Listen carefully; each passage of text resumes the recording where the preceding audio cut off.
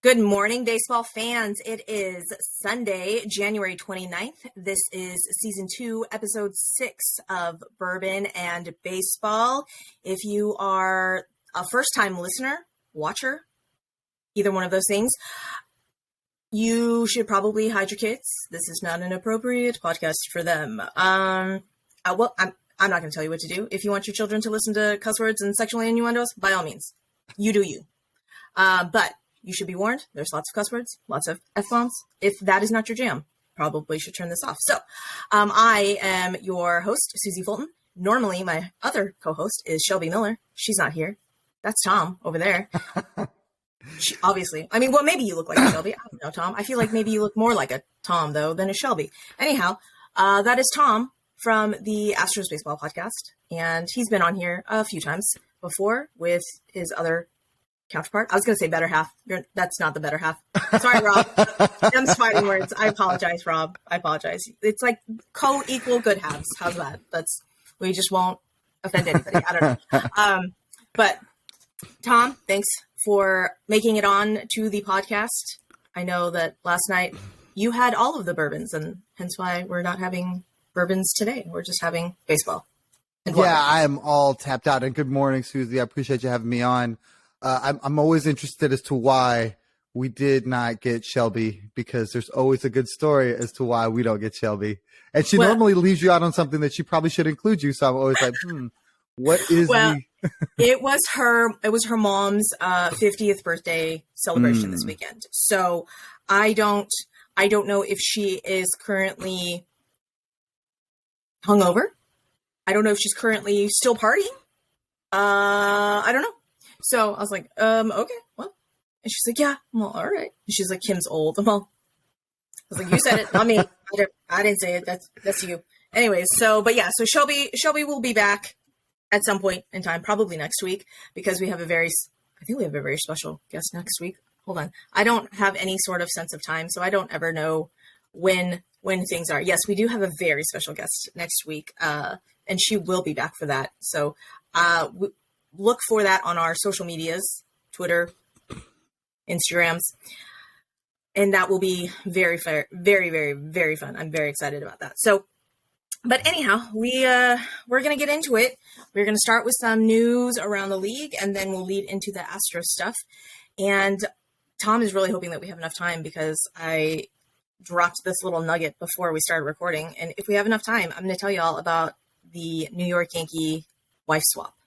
So we're just going to zoom through this because Tom's very excited. I'm just going to stop talking at what point and be like, all right, it's wife swap time? Okay, wife swap time. TikTok, let's go. So news around the league, we'll start with, I guess, the biggest news around the league, Hall of Fame. So Fred McGriff, from what I understand, got voted in earlier by the Veterans Committee. Is that correct? Yes. Okay. Correct. And then Scott Rolen got voted in, I guess, the quote-unquote normal way of the baseball writers.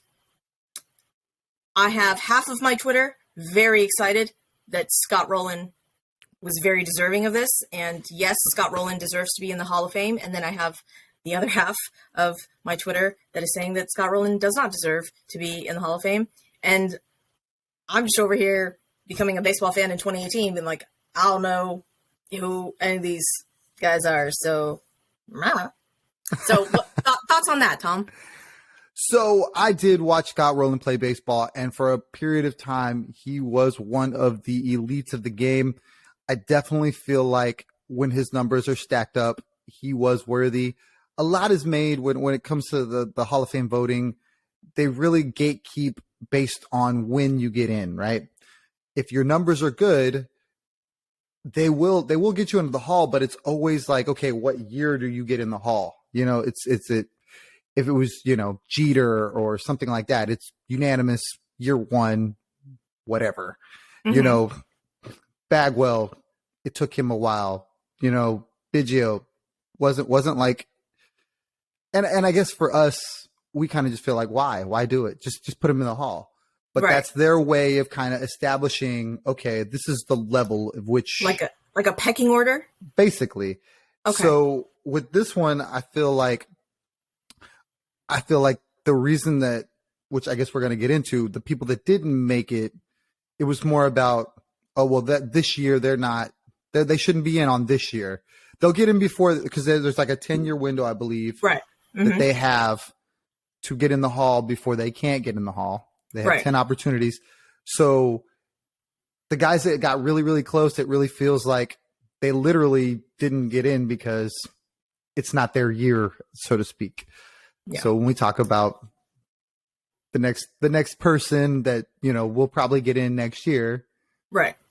Astro great. Well, so yes, Astro great. All-time super awesome reliever, Billy Wagner. I want everyone, when they hear this, put this in the frame of reference that Suzy only became a baseball fan in 2018. Okay. So anything before 2018, it's like just a big black gaping hole, and I don't know shit. So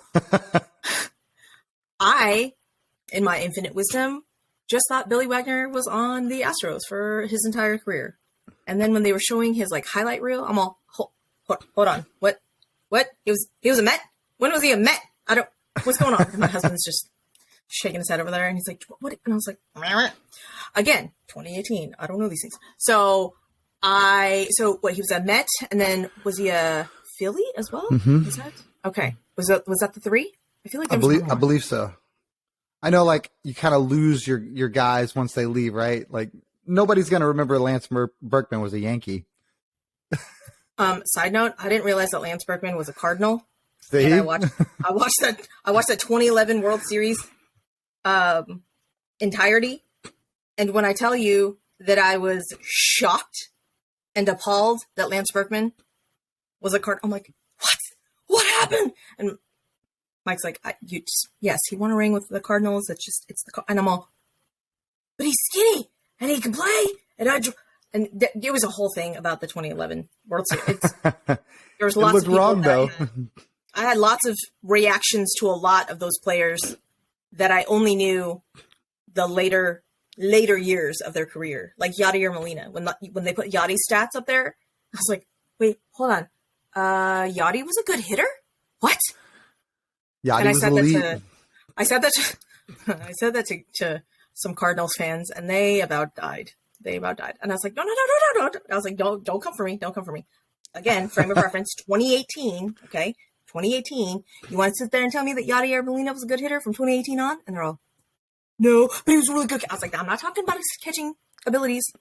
Okay. Not talking about that. I'm talking about his bat. Anyways, neither here nor there. Anyways, Billy Wagner did not get into the Hall this year, and he had 68.1% of the votes. Correct me if I'm wrong. Is it 75% of the votes that they need to get in order to get in? Is it 75? Correct. Okay. So here's my dumb baseball fan question. And I want to preface this with, I realize that the Hall of Fame is a very prestigious honor. However, does getting voted into the Hall of Fame, is that it? Like, you just get to say that you're in the Baseball Hall of Fame? And I want, again, not just, but like, there's no like monetary compensation on that. Like, it's just, you can put Hall of Famer in front of your name when they announce you. Is that basically it, or am I missing stuffs? I feel like a lot of it is the ability to now advertise yourself as a Baseball Hall of Famer later on. You know what I mean? Like, okay. I don't know that you earn something. Mm-hmm. Like, there's like, they don't cut a check. Like, all right, good job. Here's the, the big paper ones that they hold up. Right. I don't think there's any of that. But I feel that immediately after, you start seeing people selling cars or selling, brisket or barbecue rub or whatever you want to call it, So, okay. So it's prestige is literally, again, I say literally, but there's no, like, Baseball Hall of Fame is not paying you to be in the Hall of Fame. It is just, you can now proclaim yourself as a Hall of Famer and then get, commercial rights or advertising, blah, blah, blah. Yes. And I imagine if they ask you to represent the Baseball Hall of Fame at something, I'm sure they cut a check somewhere. Okay. You know what I mean? Which good chance that person's probably going to do it anyway. So now he just gets to add, you know. Okay. See, I'm gonna have to do research on the Baseball Hall of Fame in my infinite spare time about why the 10 years and why do you fall off the ballot if you don't get enough votes the first year? Because when I tell you that I was shocked that Lance Berkman was not on this ballot ever because he didn't get enough votes the first year, I was a little taken aback and a little confused. And I believe the way it works too was like, I think you have to have like 5% or something like that. And it's like, if you don't have the minimum, then they're like, okay, you'll never make it to the 75 required. So they knock you off the ballot. I thought it was 10%. I thought you had like the first year. I thought you had to get 10% of the votes. Find out. Baseball. It says players receiving less than 5% will drop off of future ballots. So this year, guys like Bronson Arroyo, R.A. Dickey, John Lackey, Mike Napoli, Hudson Street, Matt Cain, Jacoby Ellsbury, they will no longer be on the ballot because they got less than 5%. Don't come for me, baseball people. I don't know who any of those are. They were very good baseball players. I wouldn't say any of them were great. They all had seasons where it's like, wow. I believe R.A. Dickey won the Cy Young once because he was a big knuckleball pitcher and won a bunch of games one year. Can't remember exactly what, but I mean, you know, he got 0.3% of the vote. So, yikes! It wasn't even like close. Yeah. There wasn't even a chance. Exactly. Okay. And I think that's the big deal, right?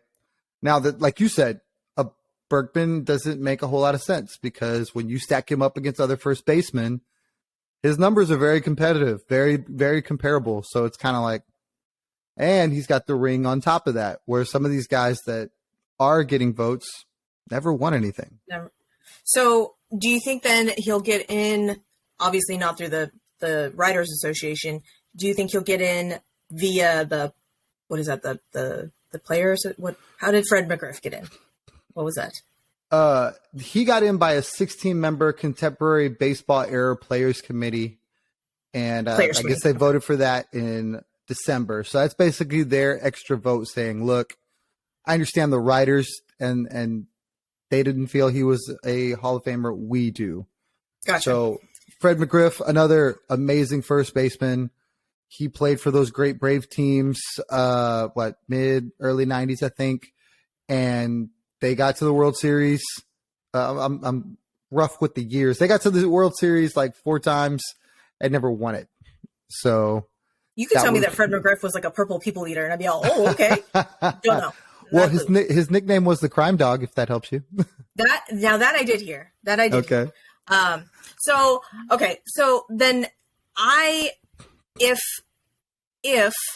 there is a players committee, I think maybe Lance Berkman would get in. I don't know if Lance Berkman pissed off the baseball writers. Was he not nice to the baseball writers? Is that why he didn't get the votes, or do we know? To me, I think it's really subjective, right? So Houston has maybe 4 baseball writers that carry that kind of weight. John McClain, I think he's one of them. And when you think about all these other cities, if you didn't go above and beyond, they probably weren't going to vote for you. And you're probably right. He probably didn't, treat somebody the way, they wanted to be treated. And I don't think Berkman was like a bad guy. He just doesn't seem like he was very outspoken. When you think about faces of the game, guys end up getting accolades because, home run derbies or the media pumps them up. Nothing against Julio Rodriguez, but us in Houston think Jeremy Pena was a better, young talent. But right. But right now, he might end up on MLB The Show on the cover. That's true. Well, hopefully, maybe. Anyways, then let's compare someone who everyone is pretty much in agreement that will get in probably next year. And again, I've heard multiple points of view on this certain player, and that's Todd Helton, that played for the Rockies. And I really feel bad, but I've heard the comparison made that if Todd Helton is in, it basically now lowers the standard to the Hall of Very Good. And I was like, oh, that's, I feel like them's fighting words, but again, I don't really know. So I was looking kind of stuff up just kind of sporadically. And so Todd Helton had a WRC plus of 132 over his career, 369 home runs, a WAR of 54.9, and he only played first base. And he played half of his games in Coors. Now, I understand that, he played half of his games in Coors. However, how do you fault the man for the team that he played for? You know what I'm saying? Like, that he doesn't have a choice of where he gets to play. Like, that's his team. So I see both sides of that argument. However, Lance Berkman, who again fell off the ballot after the first year, had a 144 WRC plus, 366 home runs, a WAR of 55.9, and he played all the outfield spots and even made an all-star team as a center fielder. So I was having this discussion with my husband and other various people, because I was like, okay, so let me get this straight. Can center fielders play the corners, but most corners cannot play center field? Is that what I'm to understand? Is that like most widely regarded as, yeah, that's kind of how it goes? For me, when I think about the way it kind of works, and you can see it a little bit when Kyle Tucker, they slide him over to center. It's all about your ability to be athletic enough to read and react to the ball coming off the bat. Right. So center fielders are the quarterbacks out there. They have the entire, wherewithal to call left and right off. Like it's my ball unless it's not. You know what I mean? Right. So when you see guys play center field that don't play center field, kind of like Kyle, it looks a little foreign. He's got to wait it, see it in a little bit more, where you see some of the best players, Julio Rodriguez, for example. They make amazing plays because that's just their natural. It's a comfort thing, Right. That's the only thing I know how to play. So You're right in a sense where a center fielder can play any outfield spot, more or less, in my mind, where only some corner outfield guys can play center field. Yeah, because I'm not putting Kyle Schwarber in center field. Like, that's not a thing that we're going to do. Sorry, Philly fans. I feel like maybe you would agree with me, unless you were just like the homerist of Homer fans. We wouldn't put Yordan in center field, right? Like, that's not a thing that we're going to do. I would put Yordan everywhere, but that's just You're like, just clones of Yordan, just at all of the positions. 11 of them. He'd let him pitch. I'm good with that too. Right.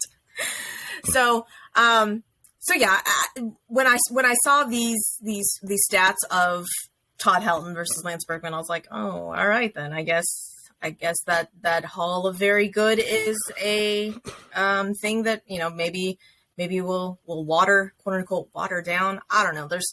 Again, I come into the baseball fandom in 2018, so I did not see any of these people play. Like, it's literally only YouTube videos that YouTube clips that I'm watching. So I'm like, I don't know. I don't have a educated idea of this. So the more I learn and the more I get into it, I'm like, oh, okay, I see why people are mad. So, but anyways, so if you agree with us, if you don't agree with us, come let us know on YouTube. I guess come let me know. Tom's like, I don't give a fuck. Like, go talk to Suzy.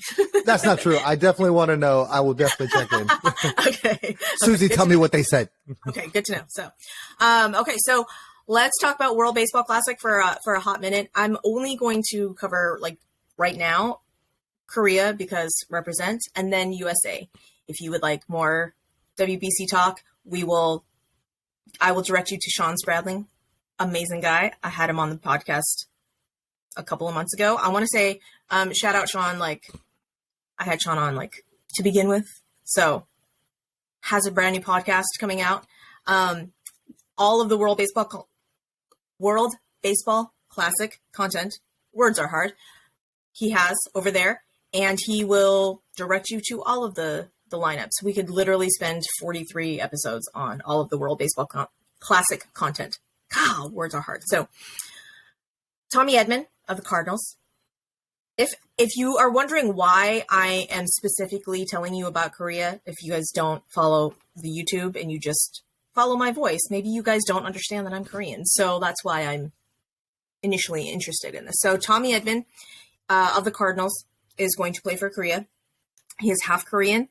And Ha-Sung Kim of the Padres also. So Tommy Edman is like super utility, can play pretty much anywhere. I think they have him slotted at second for Korea. And then Ha-Sung Kim, I think, is slotted at shortstop. So shout out to those MLB players that are playing for Korea. And I'm very excited to watch that. Team USA. I feel like Team USA kind of stacked, right? Like, I'm going to just read you off the starting 9. I'll read you off the bench, and then all of the pitchers. I'm not going to read you all the pitchers because that's like an entire list, but it's a lot. It's a lot of pitchers. Catcher, JT Realmuto from the Phillies. We all saw what he did in the World Series. Best catcher probably in the league. First base, Paul Goldschmidt from the Cardinals won. No, not one. He was runner-up. No. Nolan Arenado was runner-up to Paul Goldschmidt. Or do I have that backwards? I think Goldie won it. You're talking about NL MVP? NL, yeah. Yeah, I think it was him. I was like, it was 1 and 2, and now I don't remember. So Paul Goldschmidt, NL MVP. First base.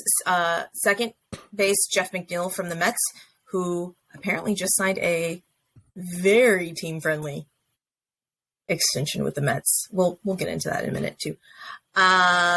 Shortstop, Trey Turner, formerly of the Dodgers, now of the Phillies.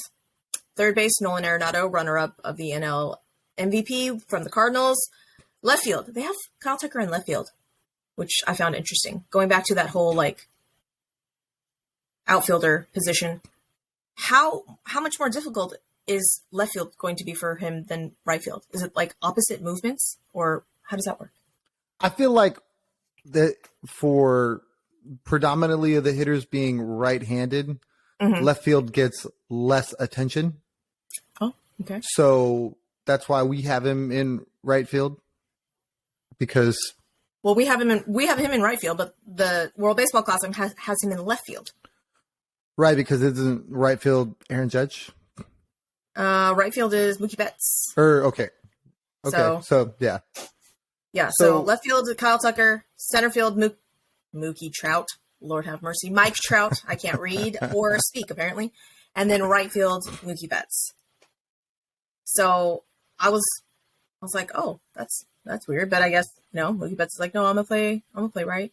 So that I was wondering. I mean, I feel like Kyle Tucker is athletic enough that he will be able to make that adjustment, but I guess wanted to know how difficult that adjustment would be. But I don't know, he's a professional athlete. Yeah, I don't think it's that big of a deal because he won't see as much of the, they just don't hit the ball over into left field as much as they do to right field because of how many people bat from that side of the plate. So, yeah, the really crazy thing is Mookie, man. Do you know how talented that guy is? He like makes me sick. Like every time his name is said, because he's like a 300 bowler, which I can't do, and I bowl all the time. He can dunk a basketball, and he's So basically, what you're telling me is Mookie Betts is just a super athletic human that excels in pretty much anything that he puts his mind to. Is what you're telling me? Not supposed to be that good. Not at everything. No. Right? Like you're elite baseball player. It's supposed to stop there. We're supposed to be able to watch the bloopers and all the stuff of the no. And guy's just really talented. Yeah. So it sucks to be God's favorites. Like I don't even know what to tell you. That's why That's why God didn't give me the ability to do math or boobs, because he knew that I would be unsufferable. Insufferable? Unsufferable. See? Like, he didn't even give me the ability to apparently speak proper English either, so who knows? But anyway. At least you realize that if you had all the superpowers, it'd be unfair. At least you're okay with that. I'm not okay with it. I'm not 100% not okay with it. Like, I am truly no, I'm not truly devastated, but the world would not know what to do with a Suzy that did not cry over her math homework every night. The world would not know what to do with it. So, but going back to the bench for Team USA, we have Will Smith, arguably possibly one of the best young catchers in the league. And that does truly pain me to say, since he is a Dodger, but that Will Smith, not that Will Smith, the other Will Smith, the white Will Smith. Not to get your name out my wife's mouth. Exactly. Get my wife's name out your mouth, Will Smith. Bobby Wood Jr. from the Royals, Pete Alonso from the Mets, Tim Anderson from the White Sox. Now, is Tim going to play, or is he still hurt? Because I know that he didn't play for the White Sox because he was hurt all of the season or something. So I was interested in that. But Cedric Mullins and then Kyle Schwarber. So, well, I'm super excited to watch Team USA. I'm very excited to watch this entire World Baseball Classic to begin with, but that rounds out our Team USA, and I'm very, very excited to watch all of that, and then watch all of the rest of the Astros players in the various countries that they're going to play for. I don't know how we're going to field a spring training team, though. Like, who's left after I read off all of the other players that are playing for the other various countries? Well, if you make it out to Sugar Land to see the Space Cowboys, you're probably going to get to see a lot of them playing spring training. So what you're telling me is that we will see like some Corey Julks, some Justin Durden, like some Corey Lee, Yonir Diaz. So what you're telling me? David Hensley. Look, David Hensley, in my mind, already on the Astros. Like, I don't even consider him part of the Sugar Land Space Cowboys any longer. Okay, like that. David Hensley has fully jumped to that stage in my head.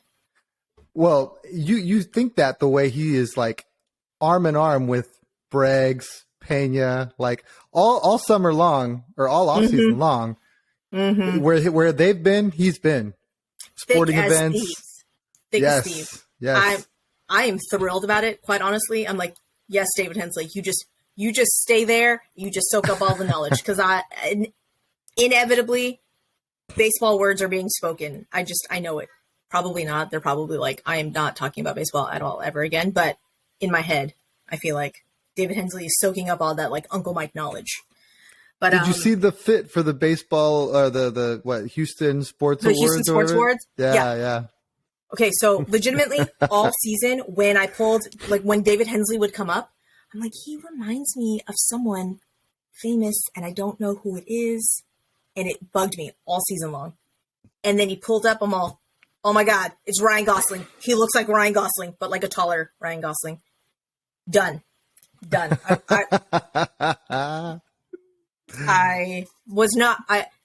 There it is. It was Ryan Gosling, and now I cannot unsee it. And David Hensley is just a much, much taller Ryan Gosling. And I may be dead now. I may have Sounds died. like you're here for it. You're absolutely here for it. 1,000% here for it. But I've been on the David Hensley train for months. When that DH was just a black hole of nothingness. I looked back on my Twitter to see if I'm like, am I being a homer on myself?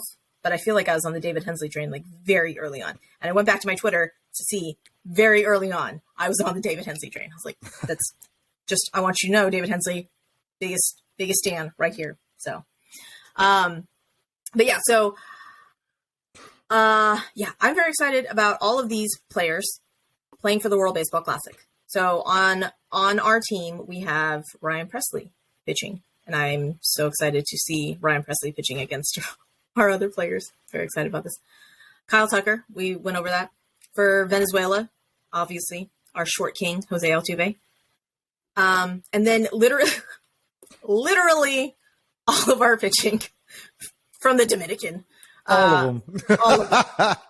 Just filth all across the board. So we have Fromber, we have Javi, we have Brian Abreu, we have Hector Neris, we have Rafael Montero, we have Jeremy Pena, my shortstop forever. I know some Astros fans are still pining over Carlos Correa. Get over yourself. Jeremy Pena is here to stay.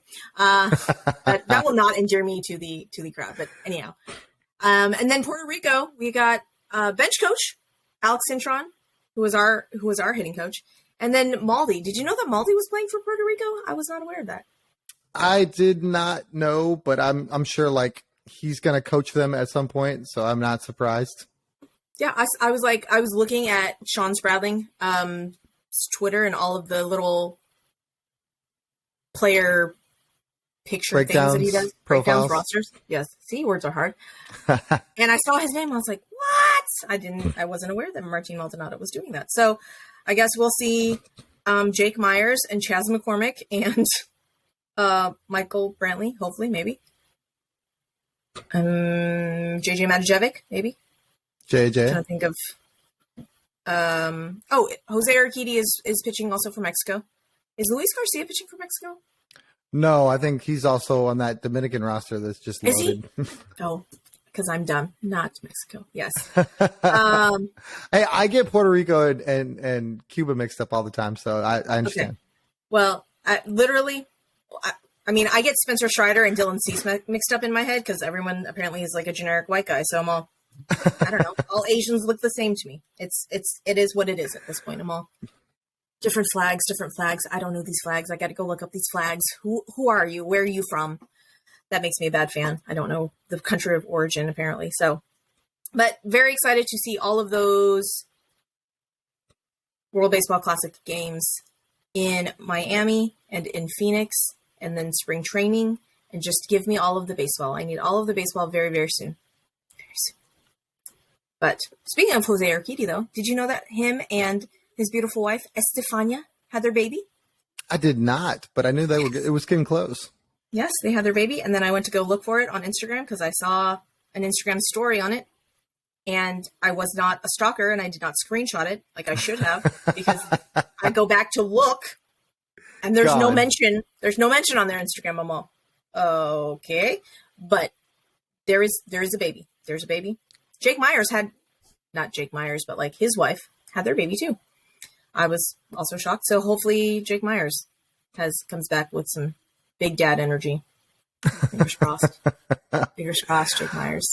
Yeah. I really don't know what the cards hold for Jake Myers. I feel like, Chaz Mania is a thing, and it's going to be really hard for Jake to crack that. I think Yainer Diaz is coming, and I want to say that they're going to make an attempt to try to get him and his bat into the clubhouse in some form or fashion because he can catch and play outfield. So one way would be potentially to be outfield or first? Outfield. Supposedly they got him in the out. I think they got him doing that too. Everybody on the Astros now that is all got some kind of super utility. We want you to play everywhere role. Interesting, because I saw him taking reps at first. But I haven't seen him taking reps in the outfield. But then again, I don't know. So do you think then? So then here we go. Here's the hot take, Tom. Who makes the roster come opening day? Corey Lee or Yainer Diaz? I would say Corey Lee in the beginning, just because he's the more catcher prospect, so to speak.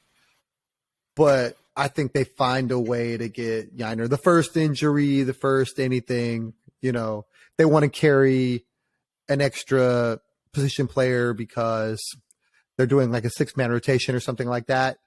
Then I think he's the guy that would make that. Although they just got somebody, I'm struggling with his name, kind of like the way they picked up. Oh man, names are hard. Are you talking about Bly Madris? Yes. Bly Madris is not going to make this opening day roster. I wouldn't think that either, but it's so weird how, they had to add him to the 40-man and they traded for him. So he reminds me of the same way they went out and got Verlander's personal center fielder, Doesn't make any sense. Stop talking about Mauricio Dubon. He's a thing. I don't like it either, but he's a thing. Okay. Now, if there are some Mauricio Dubon stands listening to this, don't get it twisted. Mauricio Dubon as a player, not a fan. As a person, 1,000% on Mauricio Dubon's train. Okay, his dog's freaking adorable. Okay, go look at the dogs. It so cute, so cute. Got a pug, got a French bulldog.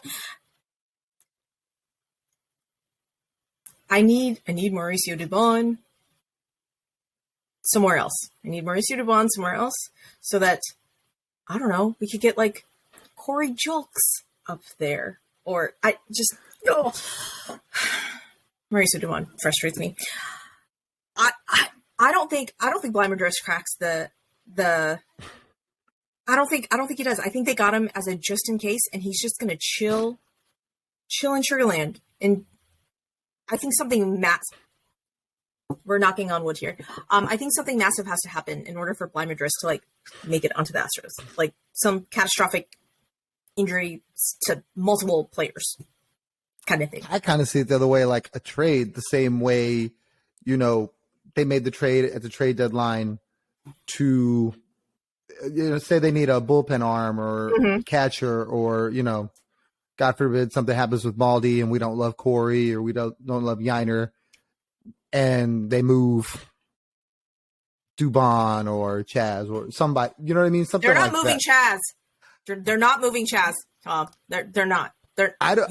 You put the respect on his name, sir. You put the respect on his name. If anything, I think maybe Jake Myers will be trade bait. Like, I think maybe they'll let Jake play to get him some shine and be like, look at this shiny person that we have. And then I think maybe they'll. Okay. So let me ask you this. Okay. 2 years ago, would you have said Jose Siri's getting traded? Yes. Really?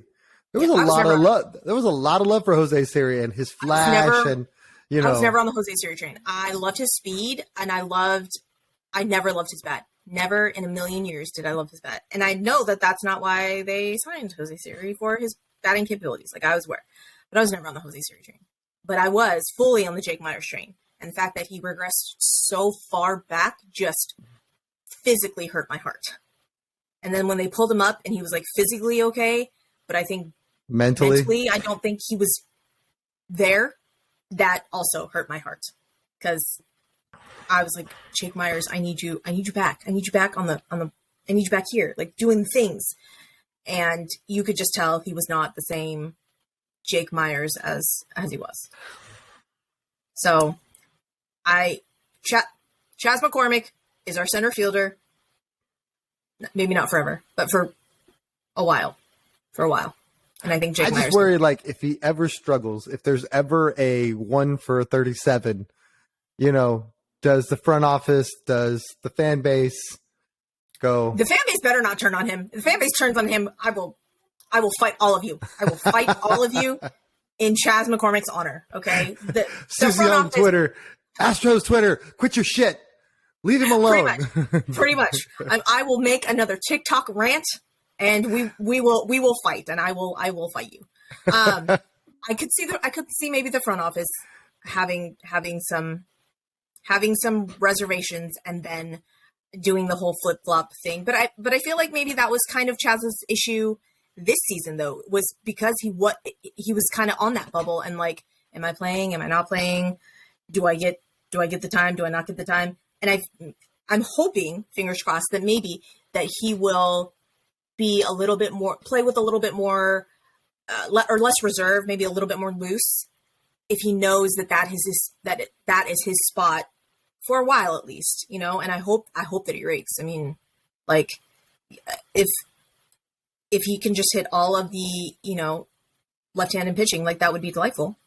And if he could maybe take some of that shine to the right-handed pitchers, that would also be delightful, Jazz. Like, and I know that, he's not sitting on his ass, like not trying. So I think that Jake Myers eventually will get traded. I think he is trade bait for somebody because I think they're going to roll with Chaz. I hope they're going to roll with Chaz. But who makes those decisions, Tom? There's a brand new man in town to do that. Mm-hmm. And the question I have for you, Suzy, yes, is what can Brown do for you? He can get down. That's what he can. Dana, get down, Brown. Okay.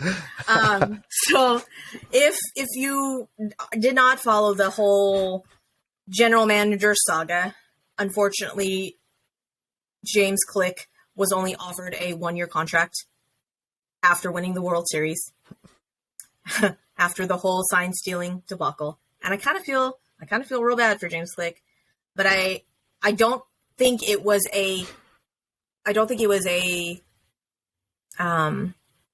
work related issue. I don't think Jim Crane found that to be lackluster. I really honestly believe it was a difference of personalities and a difference of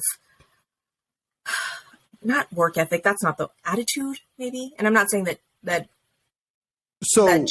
James Click had an attitude. I'm just saying that it maybe wasn't as gung-ho as Jim Crane wanted it to be. I don't know. So what I read and what I heard is that it was philosophically different and pretty major, like serious stuff where Crane and Dusty were in line and Click was like, oh no, I'm 180 degrees the other way. So things that supposedly really rubbed people the wrong way. Dusty wanted Jeremy in the 2-hole. Click did not. Crane wanted Click to go out and get some serious firepower at the trade deadline. People viewed his trades as not.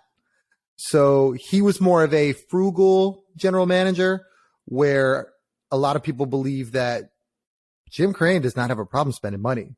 Right. You just have to sell him on, no, I'm not buying, Great Value brand here. I'm buying and nothing against Great Value, because there are some things that you just need Great Value sometimes, right? Right, yeah. But when I say I want Velveeta cheese, I'm not buying Great Value cheese. I'm getting Velveeta because we know that tastes different. Exactly. So we want Kraft or whatever. We want the name brand toilet paper. Okay, none of that like single ply. None of that.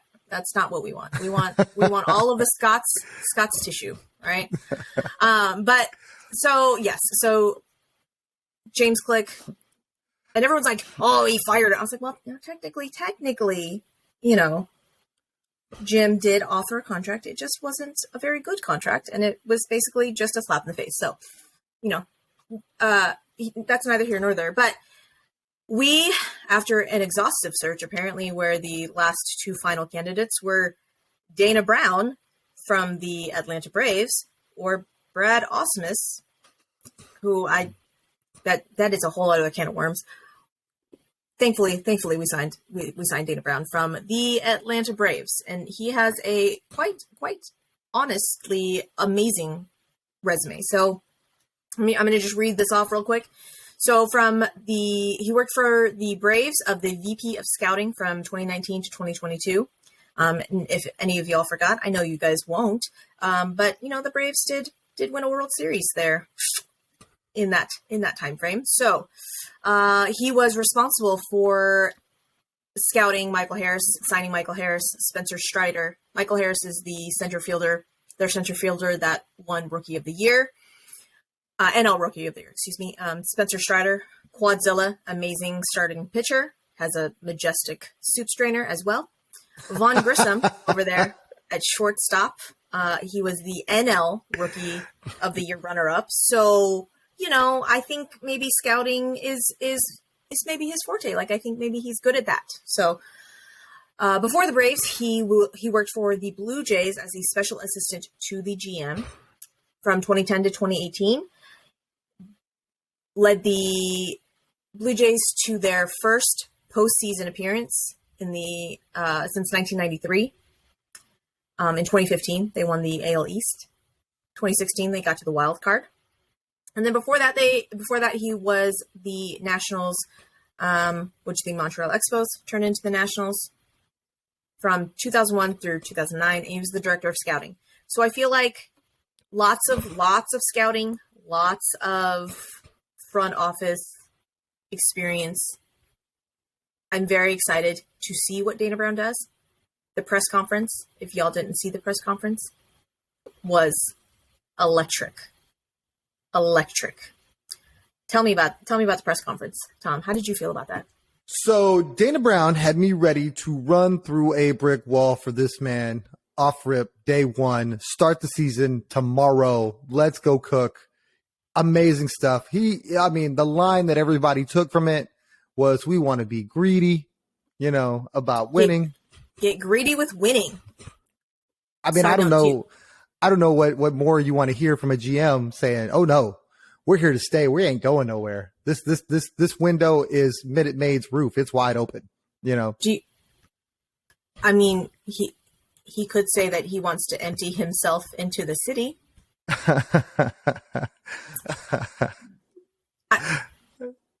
Sir, I have many questions. Was there not a better way to say that?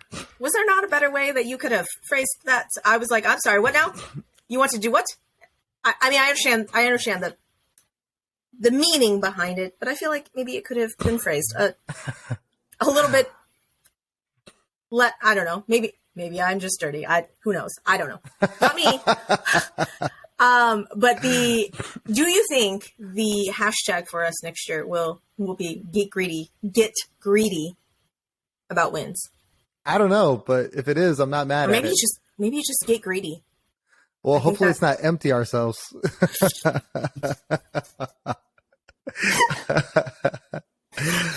Oh God.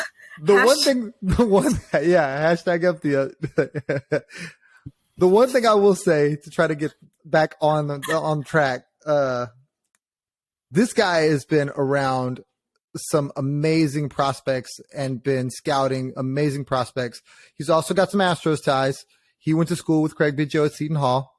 So he also drafted Craig Biggio's son, Kevin, for the Blue Jays. Yep.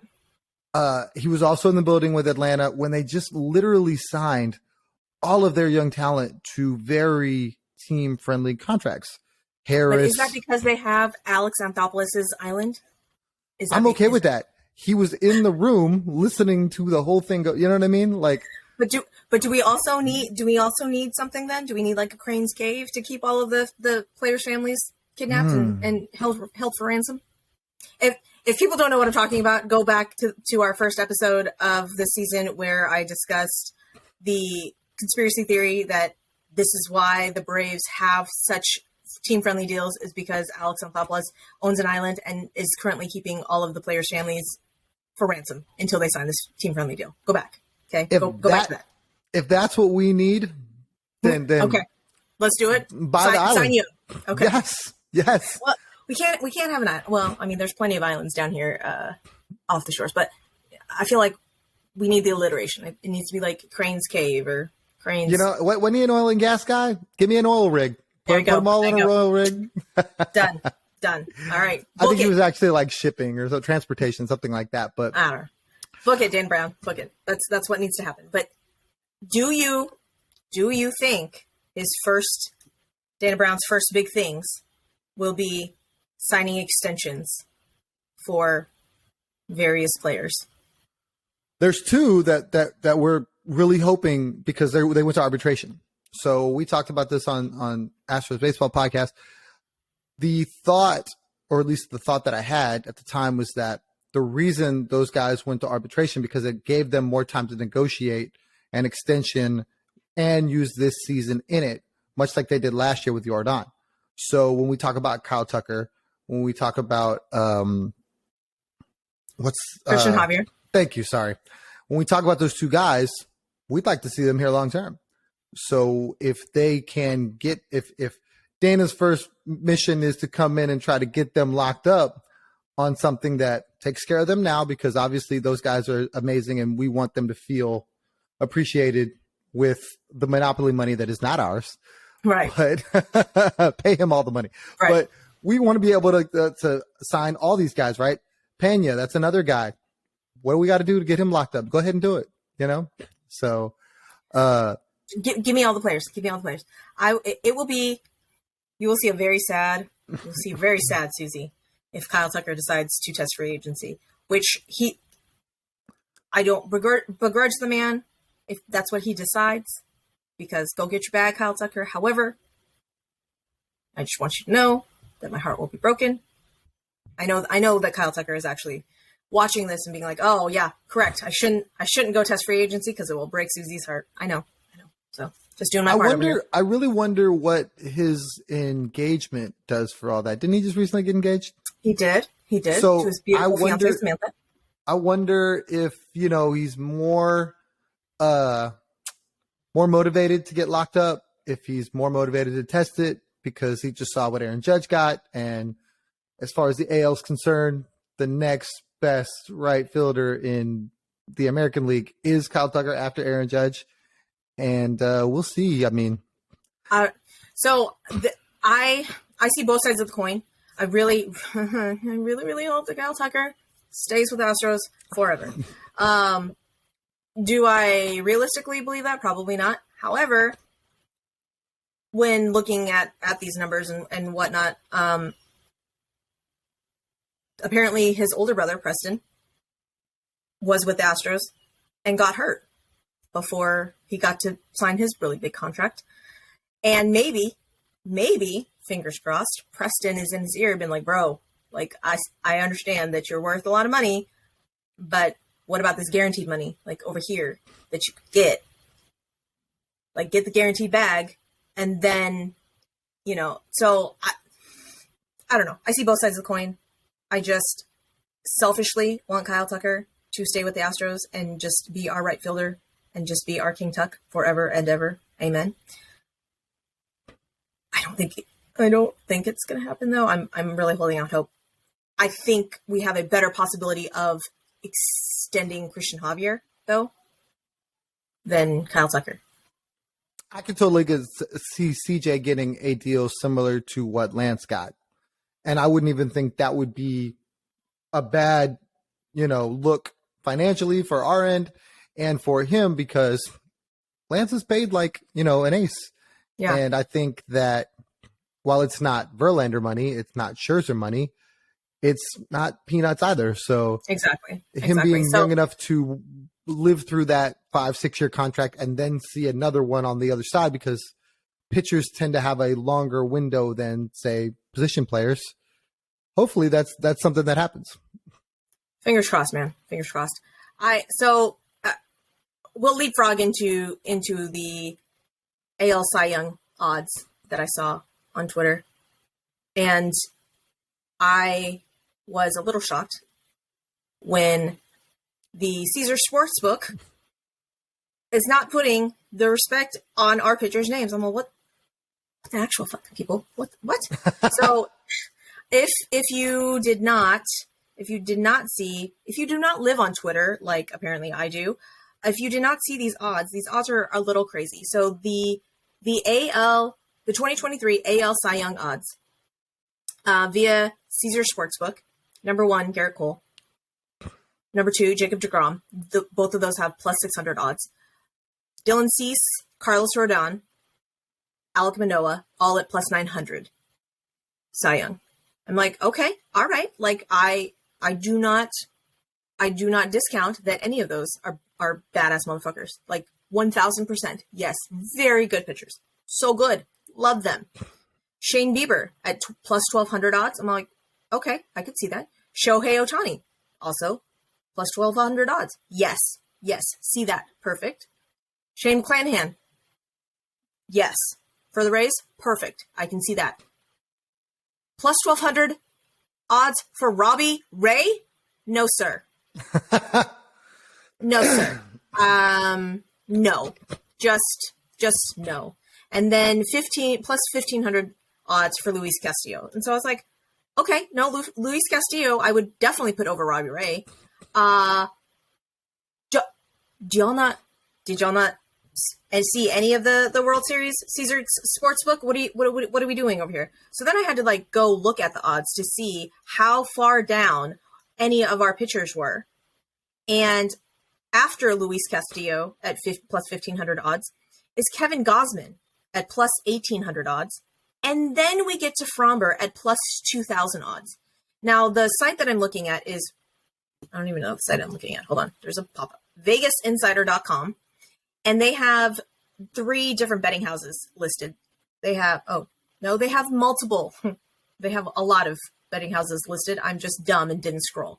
But the top 3 are FanDuel, BetMGM, and Caesars Sportsbook. And I don't understand how odds are made and why the different betting houses have different odds.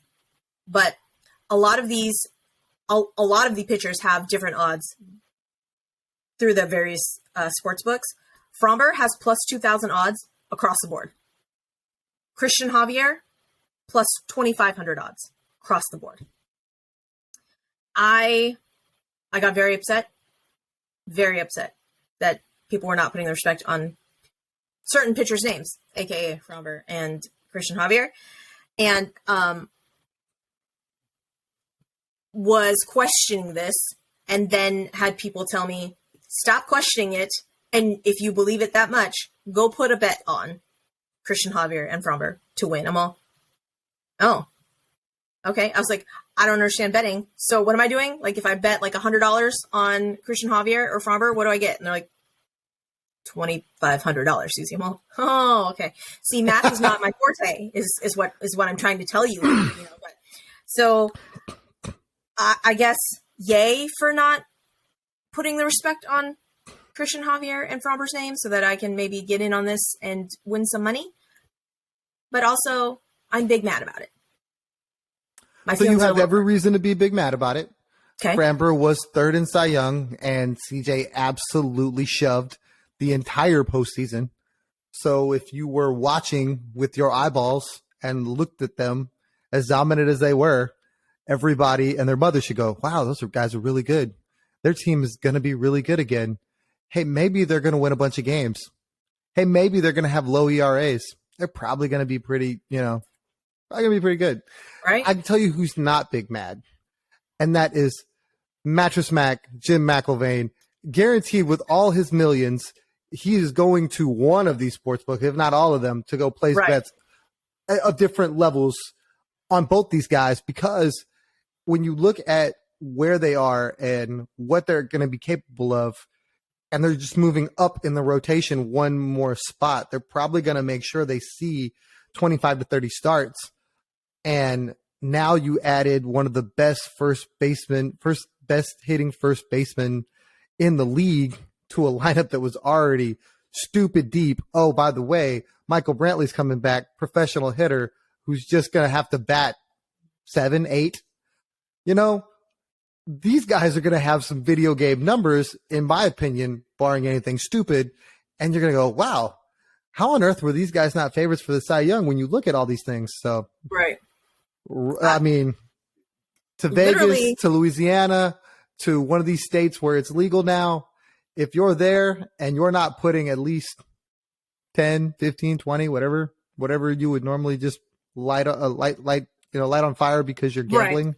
Exactly. Like, it's probably not smart, because these guys are definitely going to be major contenders in my mind, where all these other guys that you named have certain warts that, Mm-hmm. Yeah. I was like, wait, where's Spencer Strider's name on this list? So just go look at the odds. Go look at the odds, and then go look. I'm wondering then if the sports books are thinking that the pitchers will regress, and maybe not. That is literally the only reason why I can think of for them to say that, yes, we're going to, I'm like, Jacob deGrom, really? Like, first 60 innings, he's going to be electric. And then we're going to enjoy Jacob deGrom on the bench again.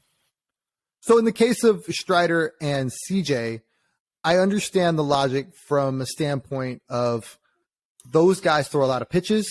They don't go very deep into games. They have amazing ERAs, but their strikeout numbers will be good, but I don't think they'll get the innings, That's one of the big factors, right?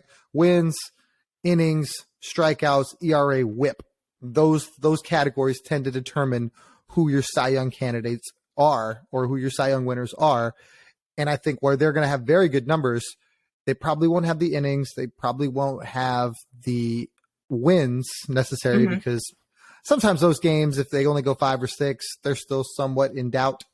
So if you looked at Fromber's win-loss, or not Fromber, I'm sorry. If you looked at CJ's win-loss record from last year, you're kind of like, that doesn't look good. But I mean, then you go look at ERA and WHIP and you're like, oh, that looks amazing. So yeah. And we're not talking like whips and chains, guys. Like WHIP as in walks, hits, in innings pitch. Like that it's not, yeah. No safe words required for this WHIP. No. One of my friends was listening who was like, why are you getting into baseball? Should I listen? And I was like, sure, listen. And then one of the episodes we had talked about it for something. She goes, why are you guys talking about a WHIP? Is it what's going on? I'm like, oh yeah, no, it's not that kind of WHIP. That's not, nope, none of that here. You heard all that and all you got was WHIP? Yeah. You know where you're at right now. Maybe it would be more. I was like, I'm not whatever you float your boat, man. Like I'm not arguing that. Like, but that's not this. So just wanted to clarify that. But we are I'm gonna close out the show, Tom. I'm gonna close out the show with a really fun thing that I saw on TikTok, actually. And I don't remember who it was. It was this blonde girl drinking this drink. And I wanted to say like her entire account was made specifically for random ass sports facts or something. And I thought I saved who it was and I did not. And I'm very, very sorry about that. So I saw this on TikTok. I did not come up with this myself. But did you know that in 1972, 2 Yankees players swapped wives? No. And when I say they swapped wives, I want to correct myself, and I want to tell you that they actually kind of basically swapped lives. So in 1972, Fritz Peterson and Mike Kekich, Kekich. I'm going to say Kekich. Odds are that's probably wrong. Don't come for me. They swapped wives in the summer of 1972. They didn't, however, announce it. They held a team press conference in the summer of 1973. I don't know. I feel like if you just swapped everything, like maybe you would just kind of keep it under the, like people around you would know. I don't know. Anyways, but they literally swapped everything. Wives, pets, houses, like just picked up and just went over because apparently they had children and they wanted to not disrupt the children's lives. So the guys just switched houses. And I was reading this story and my mouth just dropped further and further. And I was just in shock. I was like, what? And so Fritz and Suzanne, apparently still happy, still married. Mike and Marilyn, however, not. Mike said, "Oh, just kidding. I may have made a mistake." And apparently they were on again, off again for quite some time, and they eventually divorced. Eesh. So, yeah. He moved to New Mexico and just kind of wanted to forget the whole thing. And apparently in 2011, Ben Affleck and Matt Damon started working on a movie called The Trade about this entire scenario.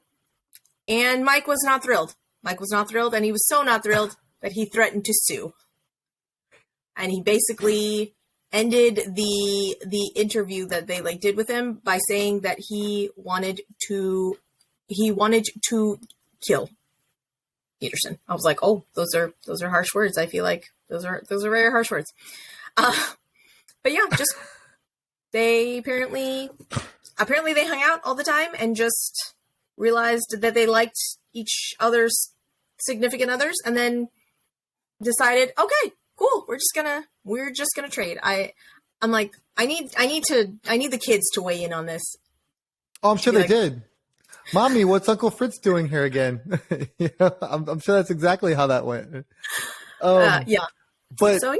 the bigger thing for me, and I think it's just amazing that it's the Yankees, right? Leave it to them to find a way to, make new records or history book material. But talk about, like, if you would have told me that somebody was trying to make a movie, the first two guys I would have thought of, Ben Affleck and Matt Damon. Like, if those guys aren't like thick as thieves, tight, and would do something like that, I would have bet all my money on it. Like absolutely it's them. And wow. Yeah. Like, yeah. I when I saw that on TikTok, I was like, oh my God, are you kidding me right now? I think I watched it like 3 times.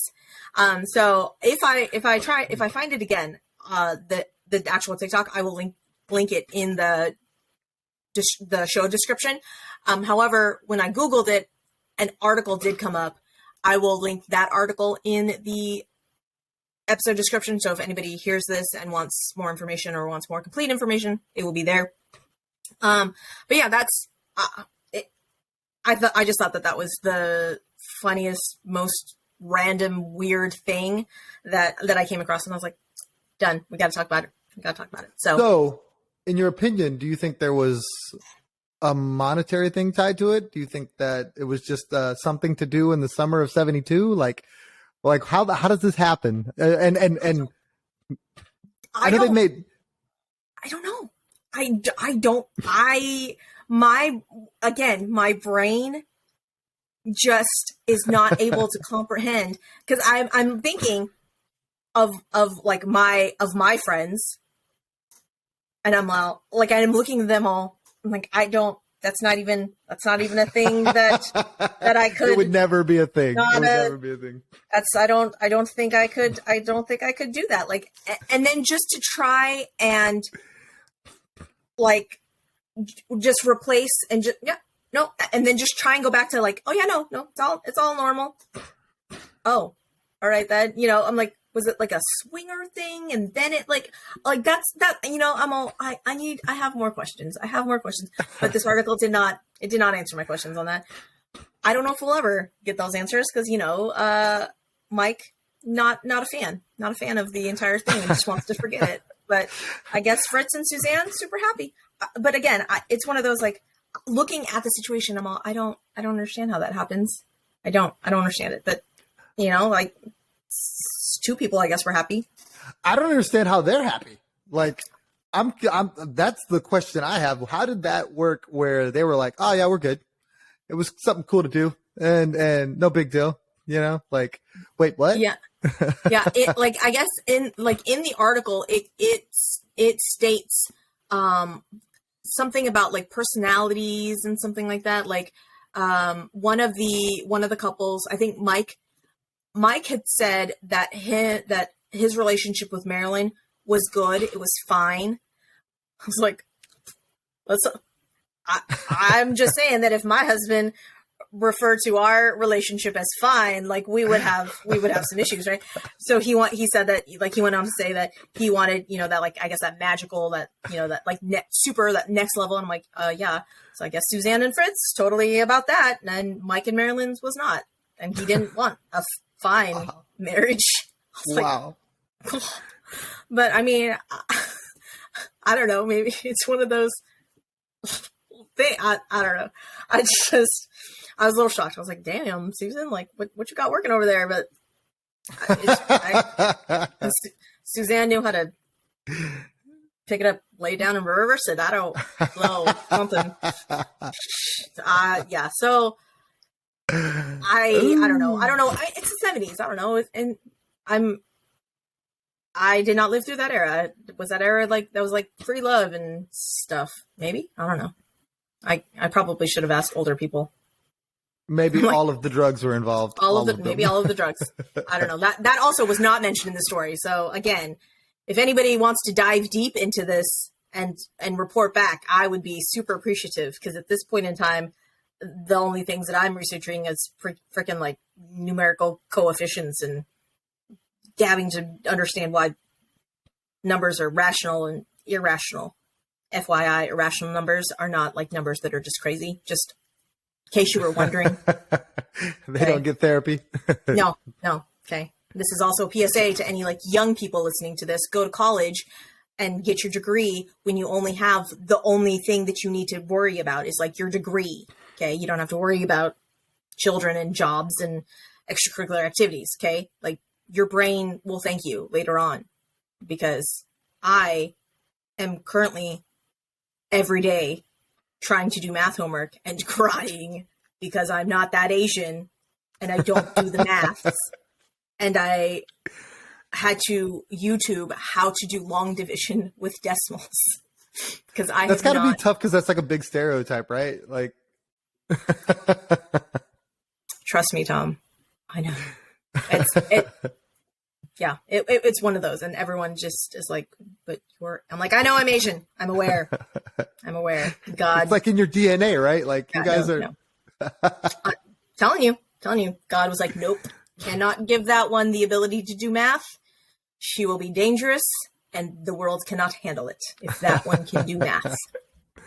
But then, again, I would not have the sparkling personality if I could do math, Tom. It was the trade-off. Sparkling personality and sarcasm, or the ability to do math. Which one will get Suzy farther in life? So, see, I was in the same boat. They said sparkling personality, speak Spanish. Let me tell you, the Mexican guy that doesn't speak Spanish, similar struggles. Fair enough.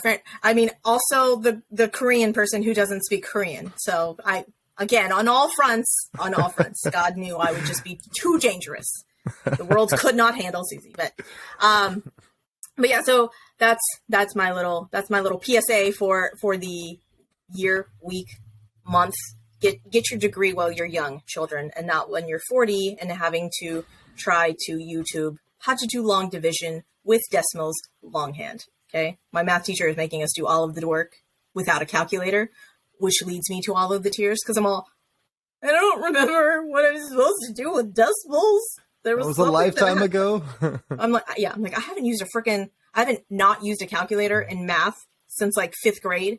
And then when I Googled the long division with the decimals, it popped up that it was 5th grade math, which made me feel even so much better about myself, right? The 40-year-old that is currently defeated by 5th grade math and like crying over it. Yeah, it was a great time this week. It was so good. I loved it. That's why the bottle is right over your shoulder, like ready to go, isn't it?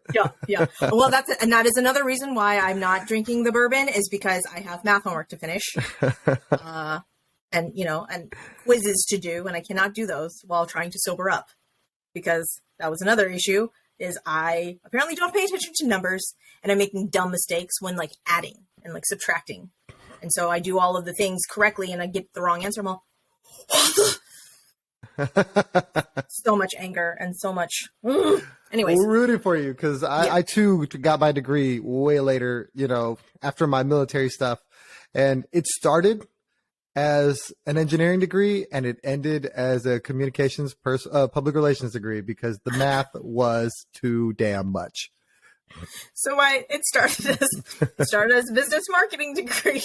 And then I looked at all of the math classes I would have to take and accounting classes. I was like, that's not what we're going to do.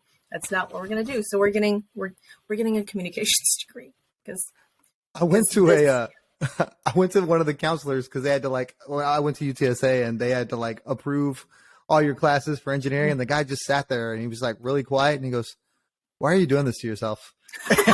and I was just like, "Excuse me, sir?" He goes, "Why are you doing this?" And I'm like, "What do you mean?" He goes, "You already have all these credits. Why? I mean, are you really hell bent on being an engineer?" He's like, "Yeah, I think so." And he goes, "You realize you could have a degree now, there's something else you could do, right?"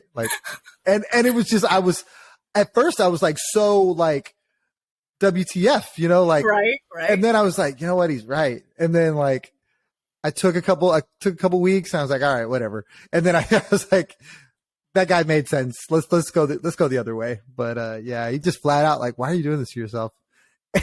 And I never felt so seen, You're like, oh hell, I guess thank you. Like what? Yeah, like he knows I'm not that guy.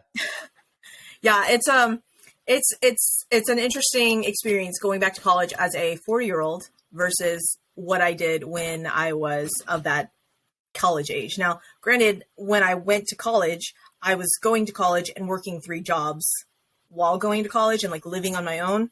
And then I could not, working 3 jobs and living on your own, I'm like, I have enough gas and enough money in my account to only either get to work or go to school. I do not have the gas and the money for the both.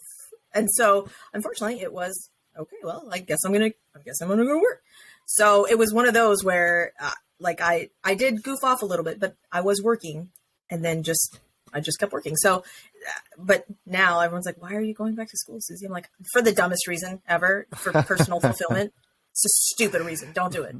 But it's one of those, like, I need to, and I don't really want to, and I don't even get credit for this math. Like, it doesn't even fulfill the course requirement for the degree. Okay.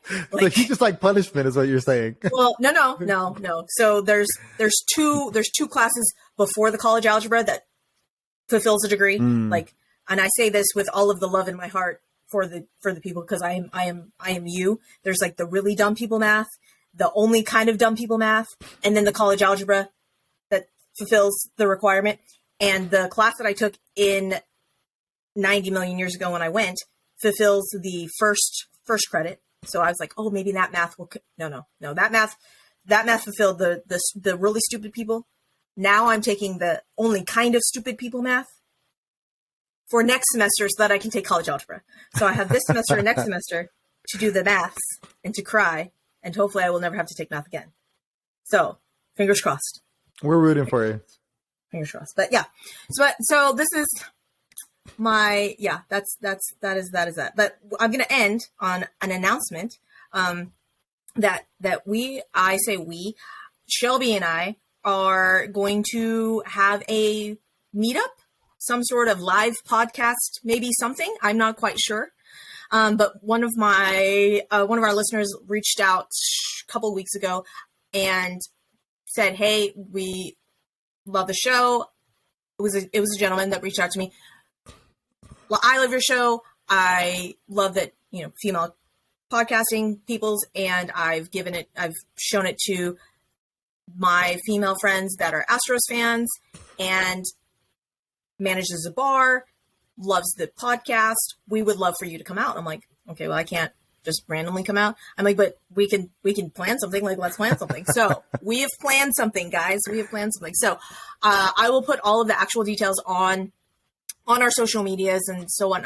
But it will be Sunday, March 26th at Brewski's in Stafford, Texas. Seriously? Yes. Wow. Okay. Yes. I'll definitely be there. Oh, hooray. So if you guys come out, you guys can also meet Tom. See Tom. But yeah, so I was like, I don't know where this is at, but my husband used to be in charge of the Stafford crime scene. So he's like, I know exactly where that's at. Oh, good. That's so good. So the Brewski's in Stafford from 11 a.m. to 1.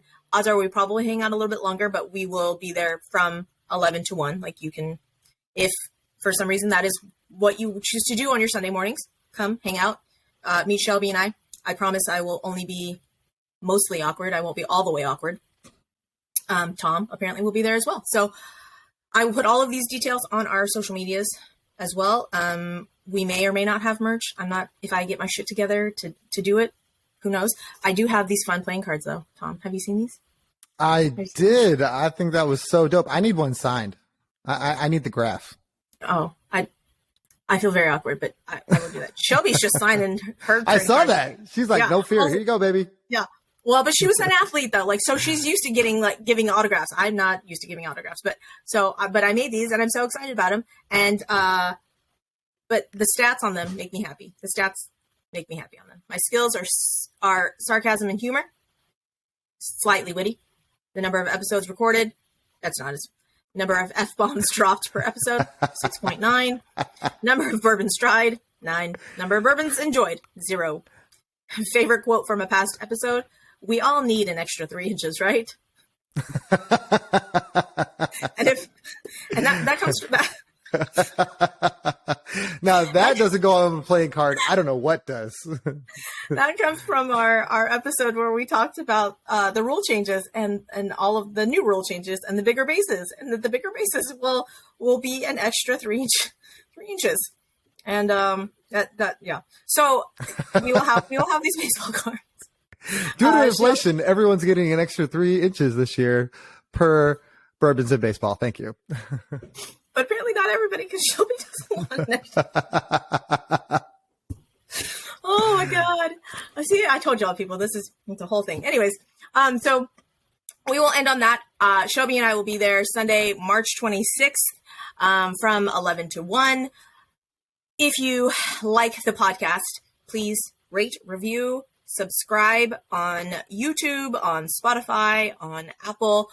We got back on the US charts a couple of days ago. We're on the Australia charts. I'm very excited about that. So we would love for any of the reviews to happen. If you guys want to disagree with me, agree with me, however, chat us up. We love that. But really only chat us up, like, if you want to talk about baseball. Like, don't slide into my DMs. Like, don't do that. But you can slide into my DMs and talk about baseball. Totally okay with that. And with that, I will say goodbye. Tom, thank you again for hanging out with me for like an hour and a half. I'm very sorry I took up all your time. And I will put all of Tom's information in the bio as well. But Tom, tell us where we can find you. On Twitter, at ThirdCoastTom. Astros Baseball Podcast. We're everywhere you're going to find Suzy and Shelby at. Talking a lot of Astros baseball. It's how we linked up. Definitely just trying to get out there with everybody and enjoy our favorite Astros baseball team. For sure. So again, I thank Tom for hanging out with us. I will put all of Tom's information in the episode description. Words are hard. Episode description. So you guys can go follow him and Rob and their podcast as well. And with that, I will say goodbye and go Stros. Thanks, y'all. Bye.